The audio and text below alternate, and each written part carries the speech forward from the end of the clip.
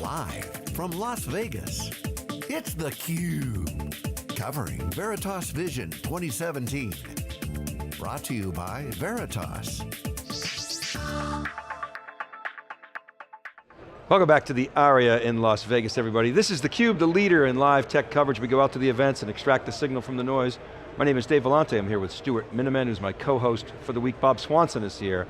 He's the head of sales for DC Vast out of Chicago. Bob, thanks for coming on theCUBE. Thanks for having me, guys. So, well, first of all, the show, how's it going for you? We now got enough data. It's been a couple of days, few days perhaps for you. What's the vibe like? What are the conversations like? Yeah, it's been a great week. This is the very tail end of the event, so a little exhausted, but it's been exciting. There's been a good buzz, at the event, and we have a lot of our customers here, and just kind of seeing the buzz and the pace of innovation that's going on here with Veritas, has been exciting. Tell us more about DC Vast. You focused on IT infrastructure services, but dig a little deeper. Right. Yep. So we're headquartered in Chicago, Illinois. And you're right, we do infrastructure and cloud services. So we do support type services with a 7x24 call center, have different managed service offerings, different cloud offerings, and certainly do consulting and project work as well. Yeah, Bob, so what does multi-cloud mean to your customers? It's only natural that if they're not there today, that they're going to be multi-cloud, at some point. So, Veritas here is pretty uniquely positioned, to be able to get customers there. It's all about flexibility and data portability. So I think where, infrastructure and storage and data protection, is sometimes not that exciting of a conversation. Now kind of changing the conversation to data management because everybody needs their data, to become more productive for them. It changes the conversation, adds a little more sizzle. Okay, but your primary area of focus is infrastructure services, so that means, first and foremost, every year you got to help me lower my costs, right? Yep. You've been hearing that, I'm sure, for years, and help me improve my operational efficiency. And you do that and really attack my labor problem, IT labor problem, so I can focus on my business, right? Are those still the big overriding themes?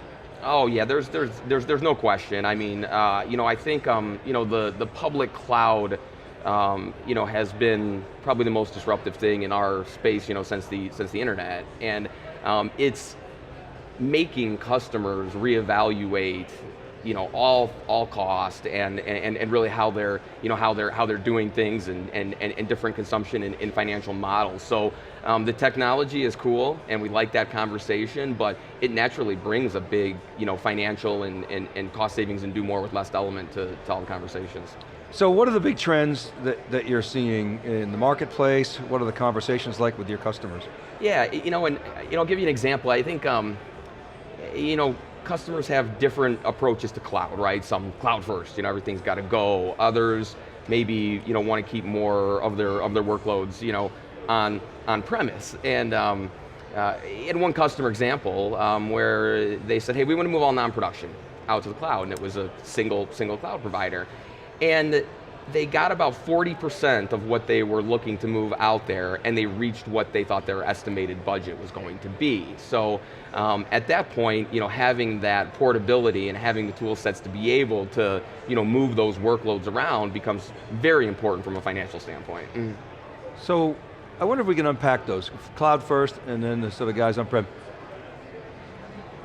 The motivation for cloud first, and the type of company, they tend to be smaller companies, or do you see larger companies saying, hey, we're going all in? I mean, you've seen some stories in the press, large company, GE's going all to the cloud. Okay, I'm sure there's still a lot of on-prem going on there. Right. What are you seeing?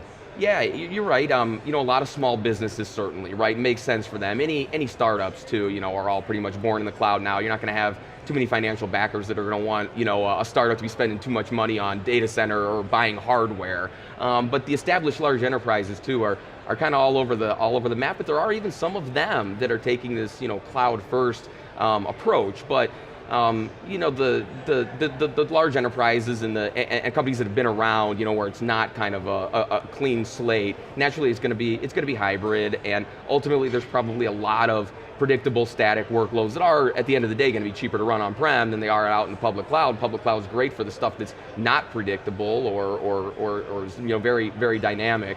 So we're seeing, you know, and I am from Chicago, and so they always say, the coasts move, you know, faster maybe than the Midwest, you know, does as well. But yeah, we're seeing varying degrees of adoption and strategy. But in business, in the data center is good right now. I mean, it's kind of, the market's sort of booming. But if you roll back a few years, you guys must have thought, and maybe you're still thinking it, okay, see this cloud coming, like you said, it's one of the most disruptive, if not the most disruptive in a while.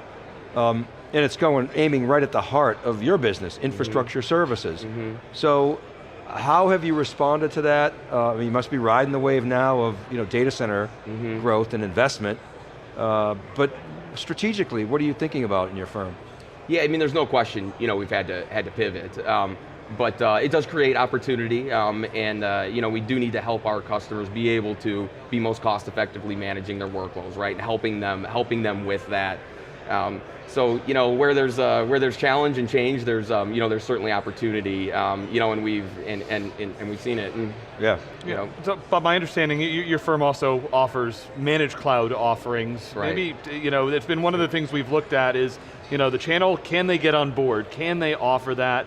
How is it working with the big cloud providers? And you know, yeah, let's start there.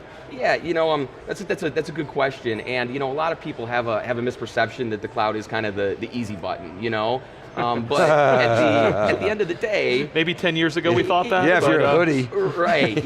you know, but I mean, people need to realize the same architecture and security considerations are there as they are for, you know, for on-premise. So it's not the easy button, and you can just kind of set it and forget it. So some people that are underestimating that, you know, still need help from a third party like ourselves to be able to help them, you know, manage it. Yeah, could you speak about kind of the maturation of your support services?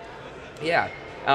You know, we started doing a lot of hardware support years ago when the business was founded in 1989, and at that time it was a lot of Unix-based engineering workstations, and kind of morphed into, you know, servers and storage and other data center equipment, and then started doing a lot more software support, which, you know, all can be delivered remotely for the most part. You know, from time to time you may need on-site for something, but so that kind of changes the logistical model, and then now with the cloud as well, we've just kind of evolved, you know, in that direction. And how about the Veritas, you know, relationship? What's that been like? You know, the Symantec, you know, sale. Any comments on how that's evolved, and where do you see it going? Yeah, we've been a long-time Veritas partner, and really the reason why we first got started with them was because they were relatively platform agnostic and supported and endorsed, you know, heterogeneity. And you know, in the old, you know, Foundation Suite days, which is now their InfoScale product, it's obviously had some name changes. You know, didn't matter what operating system, didn't matter which array vendor, you know, you used. And you know, it's good to have friends in the industry and alliances, but there's also some benefit of staying relatively agnostic like Veritas has, and that message resonates now more than ever with all the different cloud providers out there, and you know, just being able to be interoperable with a lot of different technologies. Yep. Bob, what's your customers' reaction been to all the announcements that Veritas has been making here? Yeah.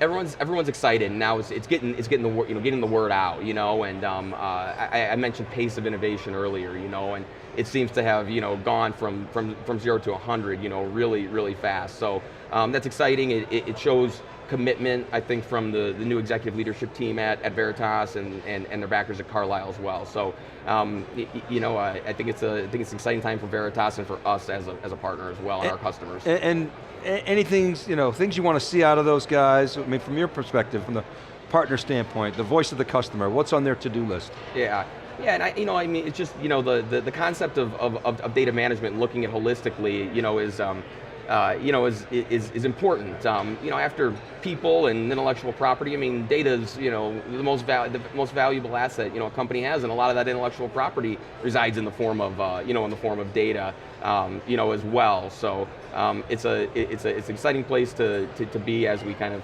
see the industry shift. Cubs or White Sox? Cubbies. All right, well, congratulations on that. Yeah, it's been a... really Cubbies, not just White Sox, Cubbies won it? No. Cubbies all the way. Hardcore Cubbies fan. fan. Diehard, absolutely, yeah. Well, you're welcome for Theo Epstein. We gave him, we gave Theo, and Lester, and Lackey. Theo seems to have the Midas touch, and it's interesting too, you can use sports analogies for a lot of things, and Theo's a guy that was a little disrupted by using data and analytics in his approach to managing a baseball team. So. Right. So, well, good. That's great. It was exciting World Series last year. Hopefully it can be as exciting again. Must have been insane in Chicago. Absolutely. Yeah, I'm getting ready for another run this year, hopefully. Excellent. Well, Bob, thanks very much for coming on theCUBE. Really appreciate it. Thanks again, gentlemen. You're welcome. All right, keep it right there, buddy. We'll be back to wrap up Vision 2017. This is theCUBE.